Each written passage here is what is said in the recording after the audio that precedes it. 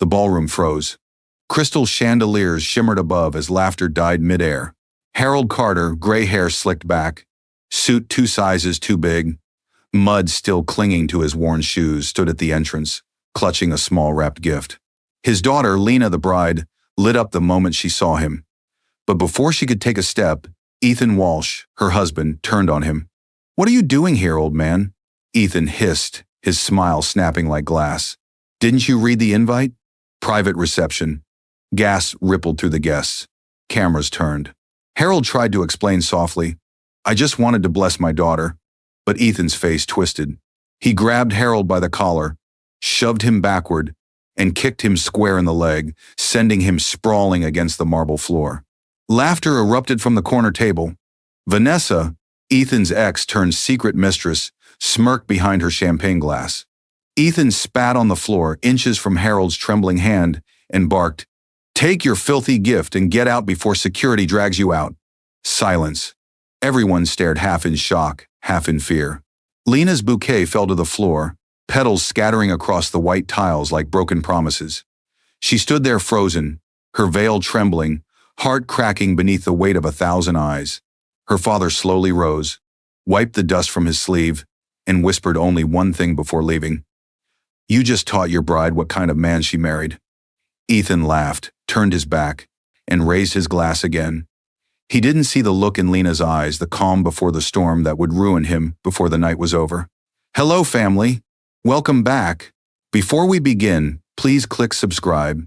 Every single click helps us tell stories of courage and truth, and in the comments, tell us where you're watching from. Because when we share these stories together, we remind each other that even in pain, we can rise." The ballroom lights glowed gold, violins humming as guests clinked glasses and whispered about the groom's perfect match. Lena sat beside Ethan, fingers nervously tracing the hem of her dress. She dreamt of this day since childhood, her father walking her down the aisle, smiling with pride. But he hadn't been there. Ethan said the car didn't show up in time. She believed him. Until now. The grand doors creaked open, and there he was, Harold Carter, her father. His old brown shoes squeaked against the marble floor, and in his calloused hands was a small gift wrapped in faded paper. "Sorry I'm late," he said softly. "I came straight from work." The laughter died. All eyes turned. Ethan's jaw tightened. His mother, Eleanor, muttered, "Good Lord, what will the press say?" Ethan stood, his smile gone. "This is a private event, sir." Harold blinked. "Sir? I'm her father." Vanessa's sleek red lips, seated too close to Ethan, gave a cruel half-laugh. "Looks like someone wandered in from the wrong side of town." Lena's throat closed. "Ethan, please." But Ethan stepped forward, yanked the gift from Harold's hand, and threw it across the room. "You're not welcome here. You embarrass me in front of my investors?" Harold straightened, eyes wet but proud. "You're ashamed of a man who worked his whole life to put food on her table?" Ethan sneered. "I'm ashamed of a man who looks like a beggar at my wedding." And then, without warning, he kicked Harold's leg, hard enough to send him to the floor. Gasps filled the air. A waiter dropped a tray. Vanessa smirked behind her glass. Harold struggled up, face flushed, one knee bleeding. "It's all right, Lena," he whispered. "You look beautiful." Lena froze, shaking. Her father turned to leave, limping toward the door. Ethan spat on the floor. Pathetic. As the door closed behind him, the band hesitated, the music stuttered, and the air turned cold. Lena's bouquet slipped from her hand, petals scattering across the tiles. Her tears burned hot, but she didn't cry. She just stared at Ethan, really stared, and in that moment, something inside her broke cleanly in two. He had no idea that the man he kicked out was the reason his empire stood tall, and that before the night ended, Lena would remind him exactly whose name he spat on. Applause started again, forced and uneven. The band resumed playing, though every note trembled. Ethan, pretending nothing had happened, raised his glass. "To my beautiful wife," he said, voice slick and hollow. Cameras flashed. Guests smiled tightly, unwilling to offend wealth. Lena didn't move. Her lips curved faintly, but her eyes were glass frozen. Her father's limp replayed in her mind, over and over, like a cracked film reel. The sound of that kick echoed louder than the music. Ethan leaned close, whispering through gritted teeth, "Don't you dare ruin this night with your pity parade." He had no place here. She looked at him, slow and steady. "He had every place here. I just didn't realize who didn't." He frowned, about to retort, but the toast began. Vanessa, draped in gold and poison, took the microphone. "To Ethan and Lena Walsh," she purred. "May their marriage be as strong as his ambition." Guests laughed. She smirked at Lena like a cat with cream. The insult landed quiet but sharp. Lena didn't respond. Instead, she excused herself, walking toward the service hallway. Her heels clicked, echoing through marble. A waiter, young, nervous, handed her the small, crushed gift her father had dropped earlier. "Ma'am," he said, "this was left behind. I didn't want it thrown out." She took it with shaking hands. Inside the torn wrapping lay a single key tied with red thread and a note in her father's handwriting. "For your first home, sweetheart, don't forget where your foundation began." Her throat tightened. Through the glass door, she could see Ethan laughing with Vanessa. Their heads close, his hand brushing her arm. The photographer caught it, pretending not to notice. Lena stood in the shadowed corridor, the sound of laughter echoing from the hall. Her reflection in the glass looked like a stranger, a bride already turning cold. She whispered to herself, "He humiliated my father to impress a crowd that will forget him tomorrow." Then she wiped her tears, tucked the key safely in her palm, and straightened her shoulders.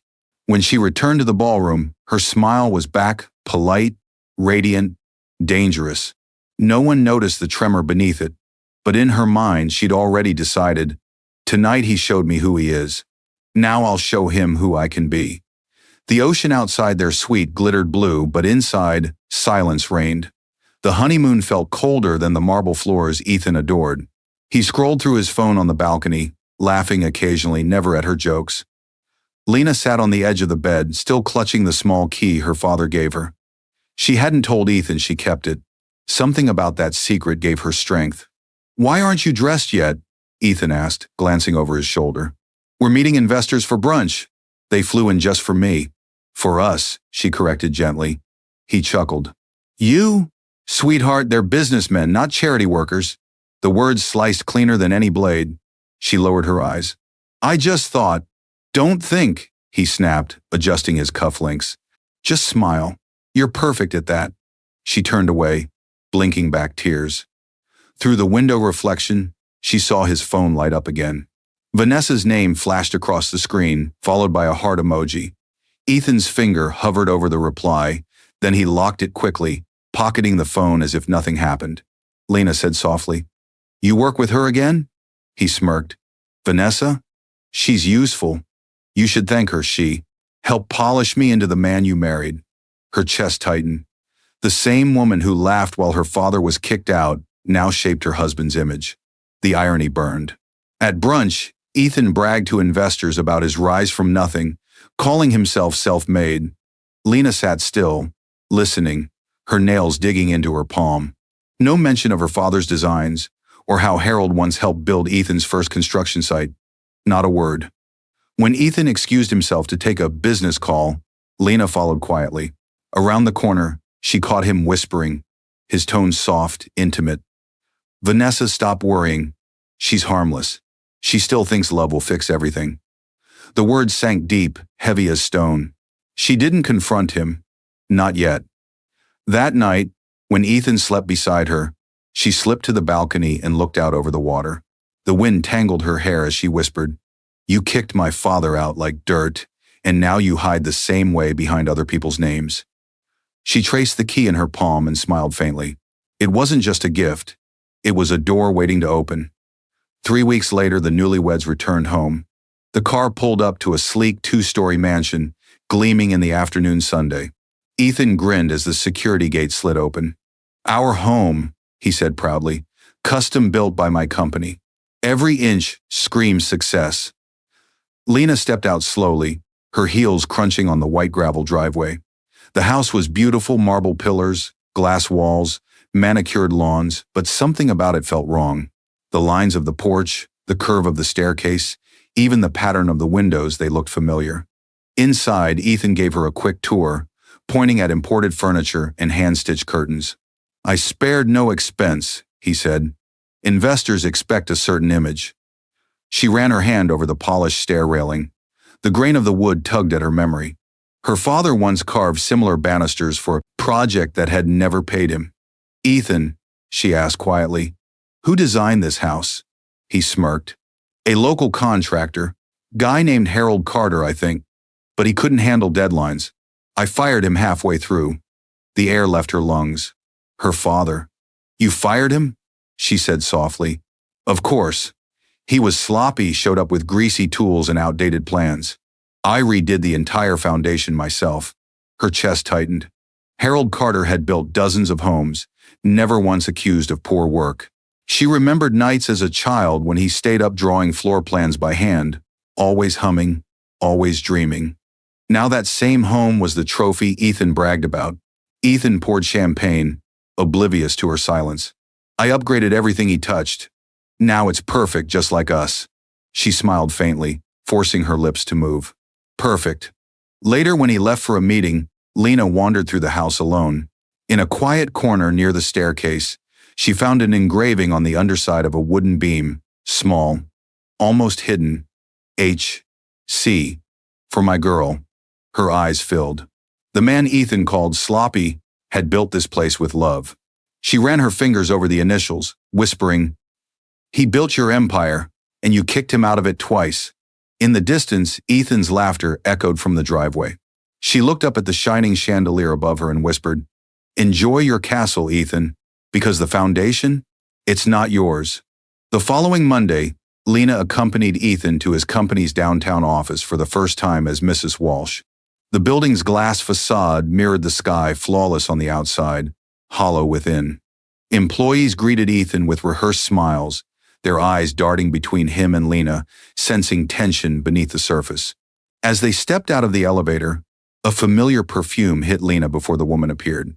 Vanessa Moore, sleek as sin in a scarlet suit, stood at the reception desk reviewing files. She turned slowly, smile sharp enough to draw blood.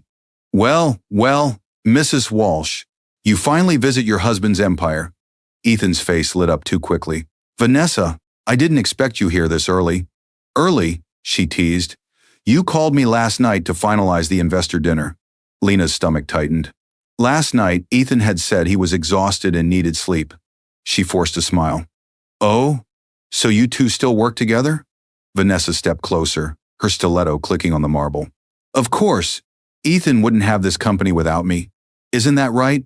Ethan laughed nervously, placing a hand on Vanessa's arm, a little too familiar, a little too public. "Vanessa's just helping with PR until I find someone else." "Someone else?" Vanessa's voice dipped, eyes narrowing briefly. Then she smirked at Lena. "I see. Well, best of luck replacing loyalty."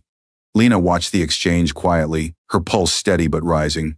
She noticed the way the receptionist looked away, the way everyone pretended not to see. The humiliation was deliberate. When Vanessa finally walked off, swaying her hips like a victory flag, Lena whispered, "She seems very loyal." Ethan's jaw tightened. "Don't start. She's an asset, not a threat." Lena nodded. "Assets don't send heart emojis at midnight." He froze. "What did you say?" She met his eyes with calm fire. "Your phone lit up, Ethan. You're not as discreet as you think." For a second, his mask slipped. Then he forced a grin. "You're overreacting." But as he walked away, Lena caught the faintest flicker of panic in his eyes, the same flicker her father once warned her about, the look of a man who knows he's been seen. She stood by the window, watching Vanessa laugh at the end of the hall, and whispered to herself, "He's building towers on lies. Let's see how tall they stand when truth starts knocking." The office air still clung to her when Lena's phone buzzed that evening. She was halfway through setting the dinner table when she saw the name flash across the screen. Mr. Blake, her father's neighbor. His voice trembled.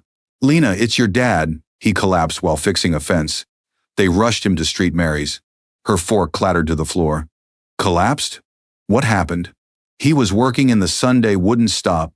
Said he had to finish before Sunday, something about your new home." Lena's chest tightened. "I'll be there in 15 minutes." She grabbed her bag. Ethan barely looked up from his laptop. "Where are you going?" "My father's in the hospital." He sighed loudly, rolling his eyes. "Now?" Tonight? Lena, this is bad timing. The investors' dinner's tomorrow, and I can't have you distracted. She stared at him, disbelief hardening into something colder. He might not wake up, Ethan. He slammed his laptop shut. He already embarrassed us once. I'm not going to watch him do it again in a hospital gown. For a moment, she said nothing. The silence was heavier than shouting. Then she picked up her keys, whispered, "You don't have to," and walked out. At the hospital, fluorescent lights buzzed overhead. Harold lay pale and still, oxygen tube whispering softly. His rough hands, once steady as stone, trembled as he reached for hers. "Dad," Lena choked out, sitting beside him. He smiled faintly. "Don't cry, sweetheart. I've been saving something for you. Harris knows." "Mr. Harris?" she asked. "Ethan's investor?" Harold nodded weakly. "We built that land together before Ethan ever showed up. He promised to give it back to you when the time was right." Her heart stuttered. "What do you mean, give it back?" His eyes fluttered shut. "It's yours, Lena. All of it. Don't let him destroy what your mother and I started." The monitor beeped steady but faint. Lena gripped his hand, tears streaming silently. In that moment, grief mixed with realization Ethan hadn't just humiliated her father, he'd built his empire on him. She leaned closer, whispering through clenched teeth, "He took everything from you, Dad. I'll take it back." Outside the room, a shadow lingered. Mr. Harris, watching quietly, already knowing more than he'd yet revealed. The next morning, Lena sat beside her father's hospital bed, drained but composed. Machines hummed softly. She hadn't slept, her mind replaying his words. "Harris knows." At 9 a.m., a gentle knock came at the door. Mr. Harris, Ethan's longtime investor, stepped in. An older man in a charcoal suit, silver hair neatly combed, eyes kind but cautious. He carried a folder under his arm. "Mrs. Walsh," he said quietly, "your father asked me to see you before he went under observation." Lena stood. "He said you knew something about land, about ownership." Harris nodded slowly, closing the door behind him. "Your father and I bought a large parcel 20 years ago. He designed the original layouts, and I financed construction. We were partners, but when he got sick, he signed his share over to me, on one condition, that I'd give it back to you when you were old enough." Lena's breath caught. "Then Ethan used your father's blueprints," Harris said gravely. "Every major Walsh project in the last 5 years was built on those designs. He just changed the name on the plans and filed them as his own." Lena's knees weakened. "He stole from my father and bragged about firing him." Harris opened the folder, revealing documents, land titles, blueprint drafts, and an old signature. "Harold Carter. Your father never stopped protecting you," Harris said softly. "He could have sued, but he didn't want your marriage to crumble. He asked me to wait." She stared at the papers, tears burning behind her eyes. "He endured humiliation at my wedding to protect a man who stole from him." Harris looked at her with quiet sympathy. "Ethan's company is under review. Auditors found discrepancies, missing funds, fake invoices. Vanessa Moore handles those accounts. They're close, aren't they?" Lena's silence was answer enough. He handed her a business card. "I can help you reclaim what's yours, but you must act quickly before they bury the evidence." She took the card, steady now. "You said my father asked you to wait until I was old enough. I think that time just arrived." Harris smiled faintly, admiration flickering in his eyes.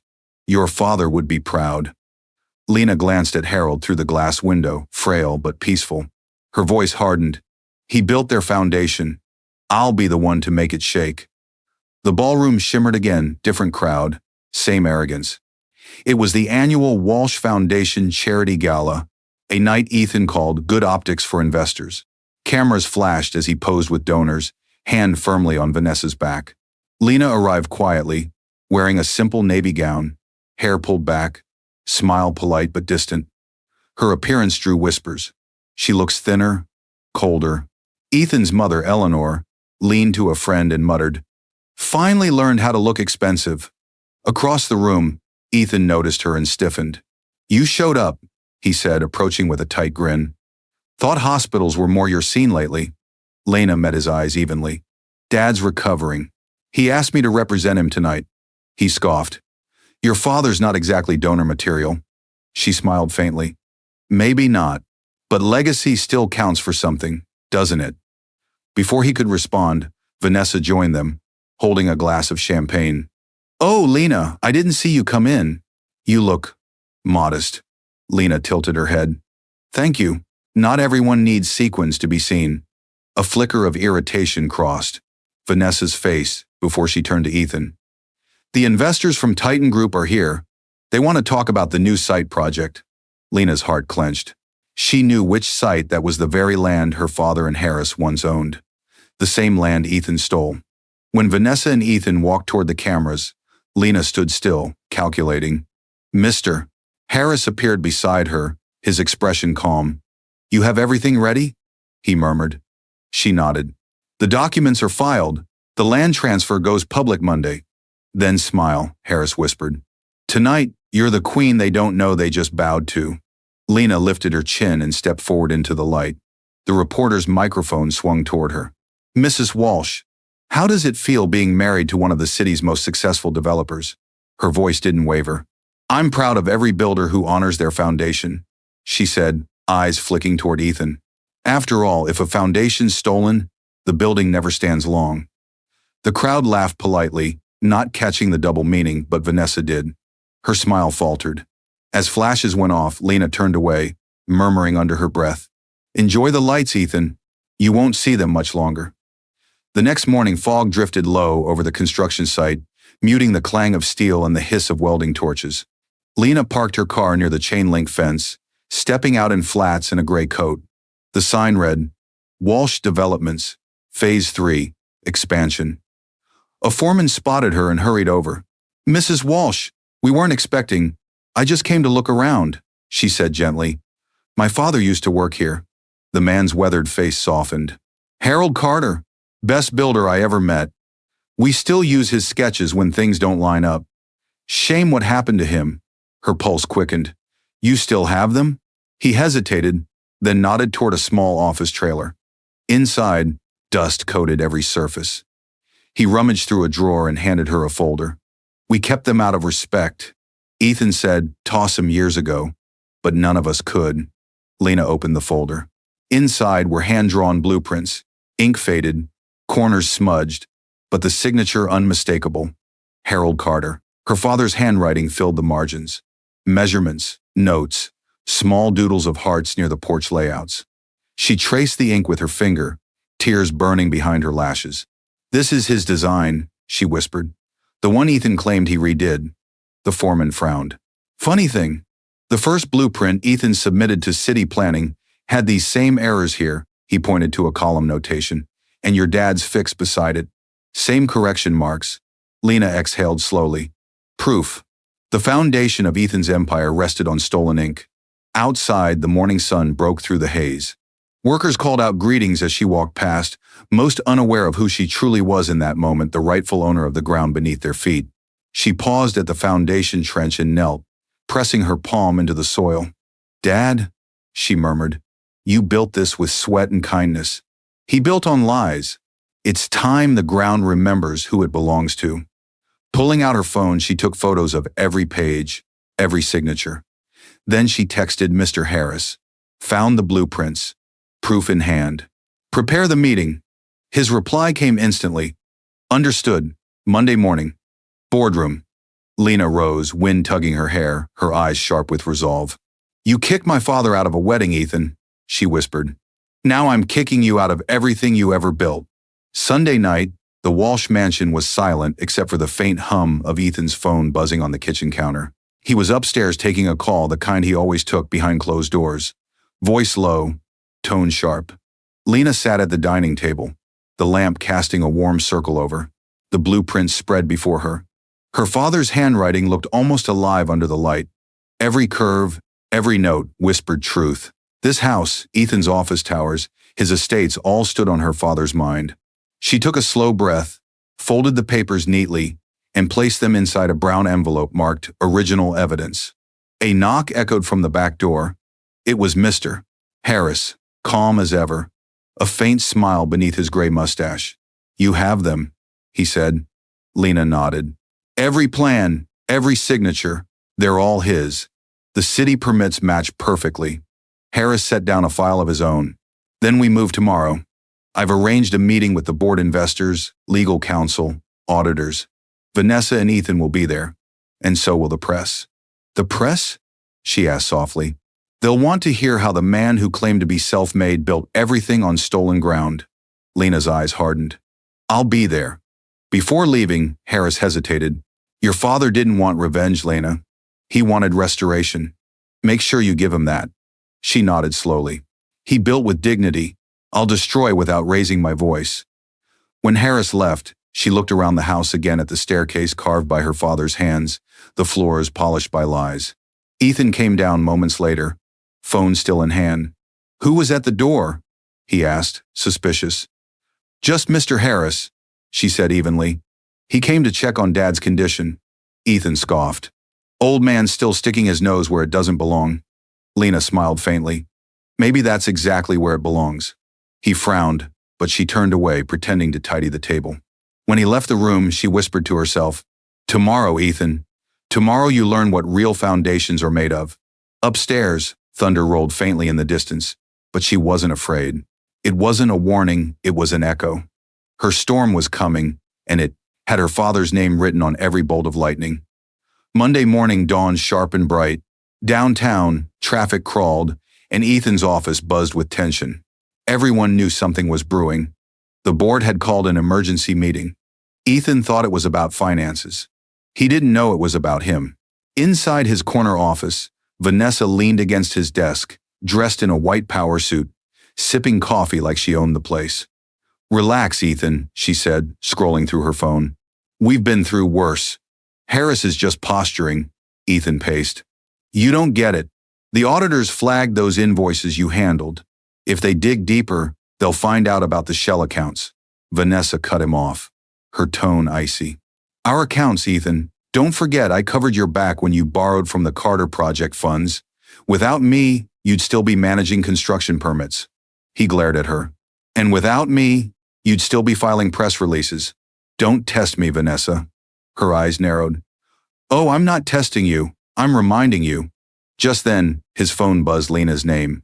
He ignored it, muttering, She's probably whining about her father again. Vanessa laughed softly. Still nursing the orphan complex, huh?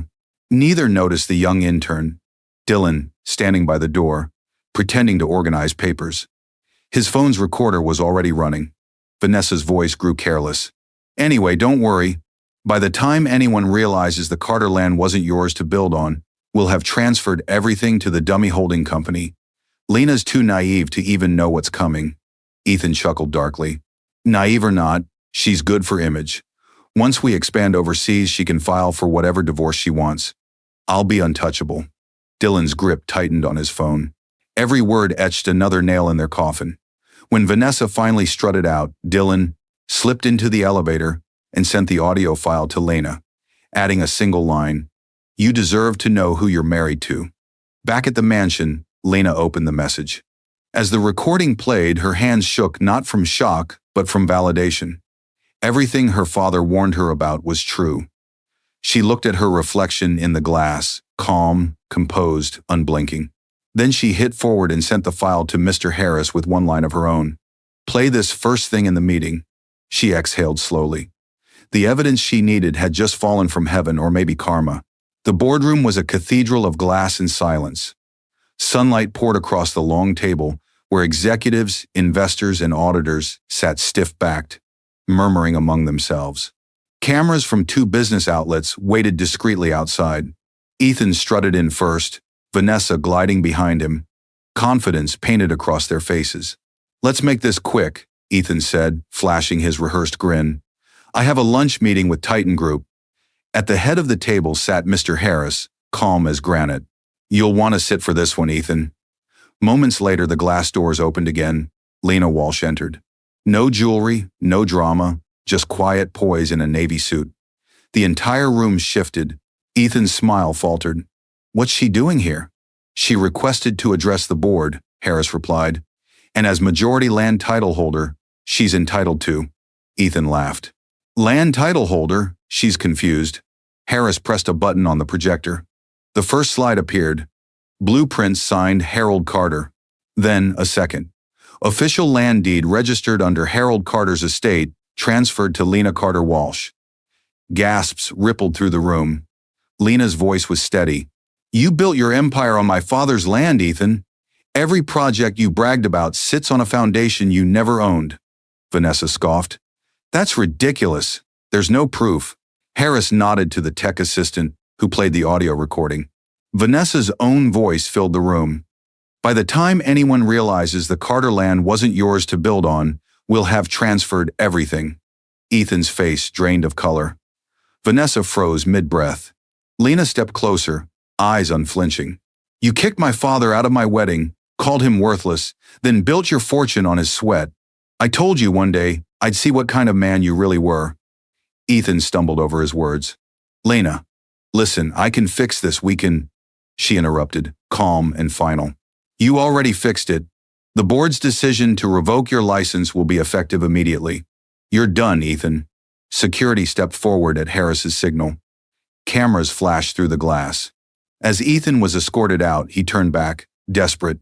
"Lena, please don't do this." Her expression didn't waver. "I'm not doing anything, Ethan. The truth is—" Vanessa looked down, trembling. The empire they'd built on lies crumbled before every witness.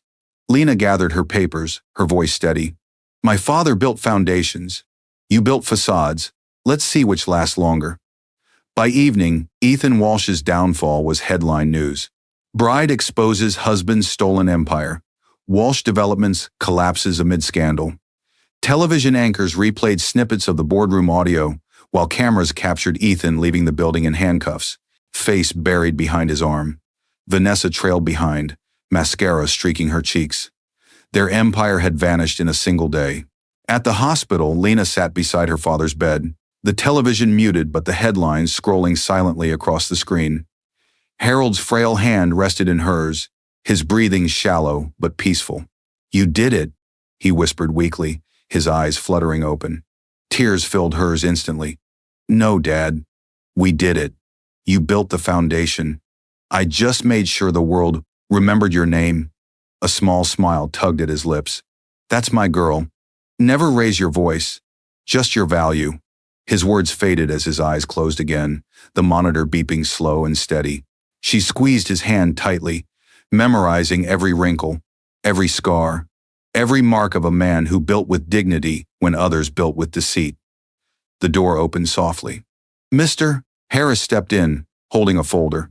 "It's official," he said gently. "The assets are frozen. The land is legally restored to your name." Lena nodded, tears sliding silently down her face. "He can have his name back. I just wanted my father's honor returned." Harris smiled faintly. The world saw what honor looks like today. Later that night, alone in the hospital corridor, Lena stared through the window at the city skyline towers her father helped raise. Most of them would soon carry new ownership, new stories, but she knew the truth beneath the steel and glass. Her phone buzzed. A reporter's message flashed. "Mrs. Walsh, do you have a comment about your husband's arrest?" She typed slowly, then deleted. After a moment, she wrote instead, "My father always said a man's worth isn't what he builds, but how he builds it. That's all the comment I need to make." She sent it, turned off her phone, and walked back into her father's room. The hum of the machines was steady, like a heartbeat between worlds. She kissed his forehead and whispered, "Sleep now, Dad. The world finally knows who the builder really was." Outside, the city lights shimmered quiet applause for a humble man's justice. Rain fell softly that morning, not in thunder, but in quiet grace, as if the heavens were mourning gently. The small chapel on the hill was filled with people who once overlooked Harold Carter. Construction workers, neighbors, even a few city officials now realizing the man they dismissed had built half their town. Lena stood before the closed casket, hands clasped, wearing a simple black dress. No makeup, no diamonds, just dignity. The air smelled of lilies and sawdust, the two scents that had defined her father's life. "Mr." Harris spoke briefly, his voice steady. "Some men build for profit, others build for legacy. Harold Carter built for love, and that love lives on through his daughter." As the service ended and mourners filed out, a shadow lingered by the doorway. Ethan. His once polished suit was wrinkled, his hair unkempt. The arrogance was gone. He waited until the room emptied, then walked slowly toward her. "Lena," he said hoarsely. I had to come. I heard about your father. I needed to say, I'm sorry." She didn't look up right away. Her hand rested on the casket's smooth wood. "Sorry for what, Ethan? For stealing from him? For humiliating him? Or for losing everything because of it?" He swallowed hard. "I was stupid. I thought I was proving something. I didn't mean for it to go that far." Finally, she turned, eyes calm but cold. "You kicked him out of my wedding, Ethan. He forgave you that day. I never could. But you know what's worse? You built your dream on his labor and called it self-made." He fell to his knees on the chapel floor, tears streaking his face. "Please, Lena. I've lost everything. The house, the company, even Vanessa left. I need another chance." She knelt slightly, meeting his eyes. "You don't need another chance, Ethan. You need a conscience." Reaching into her bag, she pulled out a small folded note, her father's handwriting across the front. "He wrote this for both of us before the wedding. I never opened it until today." She unfolded it and read softly, "May you always build, never destroy." Lena placed the note on the casket, then looked back at Ethan. "You destroyed enough. I'm done rebuilding you." She stood, walked out into the rain, and didn't look back. Ethan remained kneeling, sobbing quietly, the sound of a man who'd finally met the ruins of himself. 6 months later, sunlight bathed the once empty plot of land that had started everything. The same ground Ethan stole now bore a new name on the gleaming signboard: the Harold Carter Foundation, building futures, one brick at a time. Children in hard hats ran across the courtyard while apprentices in blue overalls practiced laying bricks under the supervision of retired builders. The air smelled of fresh paint, cement, and hope. Lena stood before the main building, her father's blueprint framed beside the entrance. She wore a soft gray suit, her hair pulled into a bun, calm pride glowing in her eyes. Reporters surrounded her, cameras flashing, microphones thrust forward. "Mrs. Walsh," one asked, "after everything that happened, what made you choose this instead of revenge?" Lena smiled faintly. "Revenge fades. Legacy lasts. My father didn't raise me to destroy, he raised me to rebuild. So that's what I did." She gestured toward the young trainees mixing concrete nearby.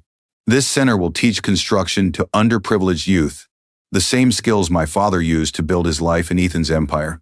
Only this time, no one will take credit away." A ripple of applause spread through the crowd. Mr. Harris stood off to the side, proud, hands clasped behind his back. When the ceremony ended, Lena walked to the garden behind the building. A modest bronze statue stood there. Her father, blueprint in hand, gaze lifted toward the horizon. At the base, engraved words read, "He built not for fame, but for tomorrow." She knelt, placing her wedding ring beside the plaque, a silent burial of what once chained her. "You were right, Dad," she whispered. "The foundation mattered more than the facade." The wind rustled through the trees, warm and gentle, almost like a hand on her shoulder. From the distance, she heard children laughing, the kind of laughter her father always said meant a building had heart. She looked toward the city skyline where Ethan's old towers still stood, but their name had been stripped from the signs. The world had moved on. Lena rose, her eyes shining. "You build homes, Dad. I'll build people." As the sun dipped behind the cranes, the golden light hit the foundation's sign one last time, radiant, unbroken, eternal.